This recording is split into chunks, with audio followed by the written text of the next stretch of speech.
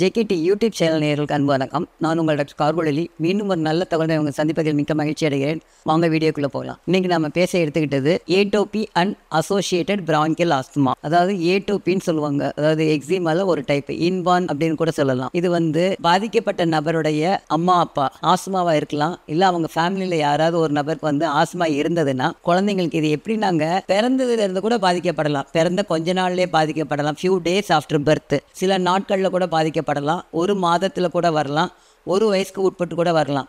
ஆனால் 2 வயது வரலும் கொஞ்சம் அதிகமாக இருக்கும். அப்புறம் கொஞ்சம் கொஞ்சமாக டிக்ளைன் ஆகி 5லேருந்து 6 வயசு வரும் பொழுது இது கம்ப்ளீட்டாக மறைஞ்ச மாதிரி மறைஞ்சிரும். அதாவது மறைஞ்சுன்னா விட்டு கொடுக்கும். அதுக்கப்புறம் லேட் ஆன்செட், இதே பேஷண்ட்டுகளுக்கு ஒரு 30-40 வயசுக்கு அப்புறம் இதே மாதிரி வர்றதுக்கு வாய்ப்புகள் இருக்குது. இப்போ ஏட்டோபிக் எக்ஸிமானா இந்த கை மடிப்புலாம் இருக்குல்ல, மடிப்பில், கழுத்து மடிப்பில், நேப் ஆஃப் த நெக்கில், அதிலெல்லாம் கொஞ்சம் ஒரு மாதிரி சிவந்து போயிட்டு ஊரல், இல்லைன்னா சின்ன பிள்ளைங்களுக்கு ஊரல் சொல்ல தெரியாது இல்லையா, அழுதுகிட்டே இருக்கும் சின்ன பிள்ளைங்க. அப்புறம் கொஞ்சம் கை காலில் இருந்ததுன்னா அப்படி காலெல்லாம் உரசிட்டே, அந்த இச்சிங்க இருக்கிறனால உரசிக்கிட்டே இருக்கிற மாதிரி இருக்கும். சிலருக்கு அப்படி சின்ன சின்ன புள்ளி புள்ளியா அப்படி ரவுண்டா இருக்கும். சிலருக்கு நீர் கோத்த கொப்பளம் மாதிரி, குட்டி கொப்பளம் மாதிரி வர்றதுக்கு வாய்ப்புகள் இருக்கு. ஸோ இதுக்கு பேர் ஏட்டோபிக் எக்ஸிமா. இது பாதிக்கப்பட்ட நபருடைய தாய் தந்தைக்கு இருக்கலாம், இல்ல தாய் தந்தை கூட பிறந்தவங்களுக்கு இருக்கலாம், இல்ல தாய் தந்தையோட அம்மா அப்பா, அந்த அம்மா அப்பாவோட கூட பிறந்தவங்க யாராவது ஒரு கிளையில யாருக்காவது ஒரு நபருக்கு இருந்தால், பிறந்த குழந்தைக்கு ஏதாவது ஸ்கின் டிசீஸ் வருதுன்னா அங்கே கண்டிப்பாக ஒரு ஃபேமிலி ஹிஸ்ட்ரி ஆஃப் ஆஸ்துமா இருக்குங்க.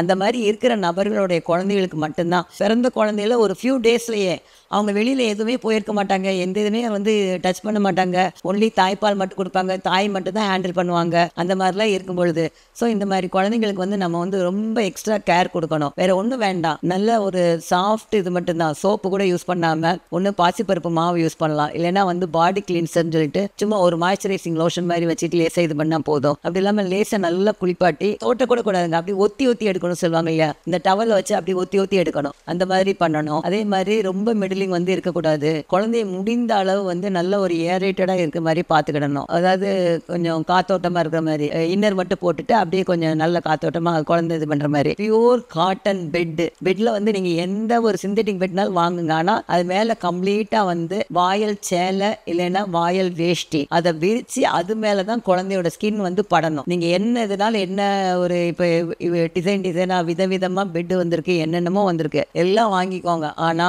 லாஸ்ட்ல அது மேல கண்டிப்பா பியூர் காட்டன் சாரி இல்லைன்னா பியூர் காட்டன் வேஷ்டி அது விரிச்சு அது மேலதான் குழந்தைய படுக்க வைக்கணும். இது ரொம்ப ரொம்ப முக்கியமான ஒண்ணு. அடுத்து குழந்தை வளர வளர இது கொஞ்சம் கொஞ்சமா இது டியூ டு தி அலர்ஜிக் ரியாக்ஷனுங்க. டஸ்ட் இல்லைன்னா போலன் கிரெயின்ஸ், காத்து இருக்குல்ல, அந்த காத்துல வர்ற டஸ்ட், போலன் கிரெயின்ஸு, அந்த மாதிரி இதெல்லாம் குழந்தை சுவாசிக்கும் போதுனாலும் சரி, இல்லை குழந்தையோட இதில் பட்டாலுமே IgE மீடியேட்டட் சொல்லுவோம். இம்யூனோகுளோபுலின்ல இருக்கும். அந்த இம்யூனோகுளோபுலின் மீடியேட் ஆகி இன்ஃப்ளமேட்டரி ப்ராசஸ் வரும். ஒன்று எடிமா, இது முதல்ல நேசல் ஆரம்பிக்கும், அலர்ஜிக் ரைனைட்டிஸ் மாதிரி வரும். அடுத்து நேசல் எடிமா, ஒரு ஆஸ்துமா அசோசியேட்டாக குழந்தைக்கு ஆஸ்துமா அசச்சு வராட்டினாலும் ஒரு வீசிங் இல்லைன்னா ஒரு எல்லாரை மாதிரி ப்ரெசென்ட் ஆகும், ஒரு மூக்கொழுறதுன்னு சொல்லுவோம், URI இல்லைன்னா எல்லாரை மாதிரி ப்ரெசென்ட் ஆகி அசோசியேட்டடாக ஸ்கின்னும் ப்ராப்ளம் கொடுக்க ஆரம்பிக்கும். ஸோ இந்த மாதிரி இருக்கிறது நினைச்சு பெற்றோர்கள் இதை பற்றி நிறைய கவலைப்பட வேண்டியதே இல்லைங்க. இது ஒரு சாதாரண அலர்ஜிக்கு, இது ப்ளஸ் அசோசியேட்டடாக குழந்தைக்கு அந்த ஜெனடிக்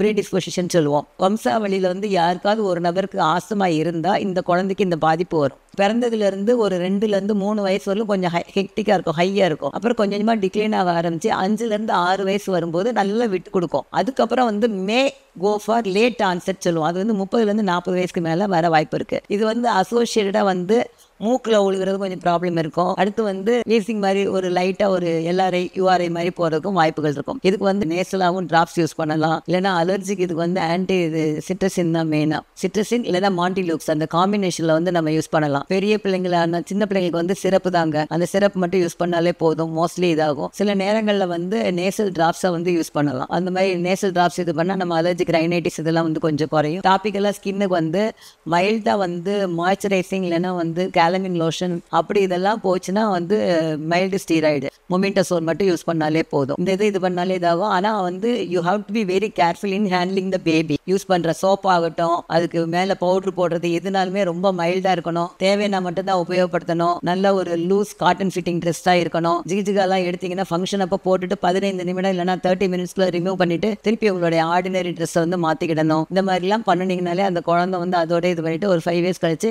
அதுக்கே வந்து தெரிஞ்சிடும் என்னென்ன பண்ணுனா அதிகமாகுதுங்கிறது தெரிஞ்சிடும். ஸோ அதை அந்த குழந்தை வந்து சில நேரங்களில் வந்து உணவுல கூட இது பண்ணலாம். சில உணவு சாப்பிடும்போது இது அதிகமாகலாம். மெயினாக வந்து டஸ்ட் தாங்க. டஸ்ட் போலன் கிரெயின்ஸ் தான் மெயினாக. ஃபியூம்ஸ் வந்து இதில் வருது. அதே மாதிரி சிமெண்ட் எங்கேயாவது தூசி இதாச்சுன்னா அந்த கட்டட இடிபாடு தூசி, சிமெண்ட் தூசி அந்த மாதிரிலாம் இது பண்ணும்போதெல்லாம் கூட சில நேரம் வந்து குழந்தைங்களுக்கு வந்து பாதிப்பு வரலாம். ஸோ இந்த மாதிரி இதெல்லாம் இல்லாமல் பார்த்துக்கிடணும். அப்புறம் வந்து குழந்தைய வந்து நிறைய நேரம் வந்து ஏசியில் வந்து படுக்க வைக்கக்கூடாது. ஏன்னா ஏசியில் படுக்க வச்சா ஸ்கின் வந்து ட்ரை ஆகும். ஏற்கனவே வந்து அவங்களுக்கு வந்து மாய்ஸ்சரைசிங் இது வந்து குறையா இருக்கனால ஒரு டாப்பிக்கெலாம் வந்து மாய்ஸ்சரைசிங், அது மாதிரி குழந்தைக்கு வந்து சோப்பா இல்லைனால கிளீன்சிங் லோஷன் வந்து அந்த மாதிரி யூஸ் பண்ணலாம். மைல்டாக வந்து இது பண்ணாலே போதும். எதுவாக இருந்தாலுமே ரொம்ப மைல்டு இருக்கு, ரொம்ப ரொம்ப மைல்டானது மட்டும் யூஸ் பண்ணுங்க. காட்டன் ட்ரெஸ் தான் யூஸ் பண்ணுங்க. உணவுல வந்து விட்டமின் ரிச் இல்லைன்னா விட்டமின் டிராப்ஸே கூட கொடுக்கலாம். அப்புறம் வந்து இம்யூனோ மாடுலேட்டிங் ட்ரக்ஸ், இம்யூனிட்டியை கூட்டுற மாதிரி உணவுல வந்து பருப்பு வேக வச்ச தண்ணி, அப்புறம் வந்து பாதாம் வந்து 3 இல்லைன்னா 1 நல்லா கொஞ்சம் பாலில் போட்டு அடிச்சு அந்த பாலை வந்து கொடுக்கலாம். அந்த மாதிரி எல்லாம் கொஞ்சம் யூஸ் பண்ணலாம். அதுக்கப்புறம் வந்து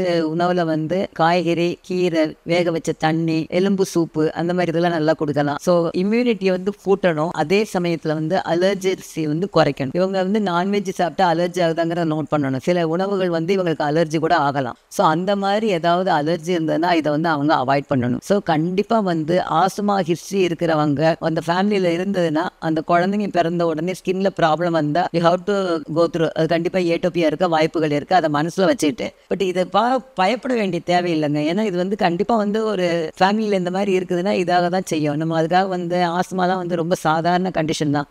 இது வந்து மே ஜூனில் வந்து கொஞ்சம் அதிகமாகும். அதுக்கப்புறம் வந்து ஜான்வரியில் சில நேரங்களில் வந்து அதிகமாகலாம் அந்த வின்டர் இருக்கும். ஸோ மற்ற நேரங்களில் இடைப்பட்ட நேரங்களெல்லாம் கொஞ்சம் நல்லா இருக்குங்க. குழந்தைங்க அந்த ஊரை அந்த மாதிரிலாம் இது பண்ணாங்கன்னா சிட்ரசின் சிரப் மட்டும் கொடுக்கலாம். அந்த மாதிரி இது பண்ணிட்டு உணவில் வந்து நல்ல ஒரு விட்டமின்ஸ் வந்து அதிகமாக இருக்க மாதிரி கொடுக்கணும். ஃப்ரெஷ் ஃப்ரூட் ஜூஸ் அது எல்லாமே நல்லா சேர்க்கலாம். ஆரஞ்சு ஜூஸ் ரொம்ப ஐடியல். ஆரஞ்சு ஜூஸ் நல்லாவே கொடுக்கலாம். பொமிகிரானேட் ஜூஸ் எல்லாம் கொடுக்கலாம். ஸோ இந்த மாதிரிலாம் உணவும் வந்து கொஞ்சம் பார்த்து கொடுக்கணும். அதுக்கப்புறம் வந்து டவல் வச்சு துடைக்கிறது கூட அவங்கள வந்து அப்படி ஒத்தி தான் எடுக்கணும். அந்த மாதிரி பண்ணினா தான் கொஞ்சம் நல்லா இதாகும். ஸோ அதுலலாம் வந்து கொஞ்சம் ரொம்ப கேர் எடுக்கணும். சோப்பு யூஸ் பண்ணுறது ரொம்ப ரொம்ப மைல்டு சோப்பு இல்லையா, சோப்பே போடாதீங்க. பாசிப்பருப்பு கடலைப்பருப்பு கம்பைன் பண்ணி அந்த மாவு இது பண்ணி அந்த மாவு மட்டும் வச்சு குளிப்பாட்டுங்க. அது மட்டும் பண்ணாலே நல்லா இதாகும். தலை குளிப்பாட்டும் போது ரொம்ப கேர் எடுத்துக்கோங்க. மூக்குக்குள்ள, வாய்க்குள்ள, காதுக்குள்ளெல்லாம் தண்ணி போகாமல் ரொம்ப கேர் எடுத்து குளிப்பாட்டுங்க. எல்லாமே செட் பண்ணி வச்சுட்டு குழந்தைய குளிப்பாட்டை எடுத்துகிட்டு போங்க. அதெல்லாம் வச்ச உடனே டக்குன்னு இது பண்ணி உடனடியாக வந்து குழந்தைய நல்லா ட்ரை பண்ணுறதுக்கு நல்லா இது பண்ணுங்க. ட்ரைனாக போட்டு ரொம்ப இது பண்ண வேண்டாம். ஓரளவு வந்து இது பண்ணாலே போதும். அந்த மாதிரி கொஞ்சம் கேர் எடுத்து பண்ணிங்கனாலே நல்லா இதாகும். இது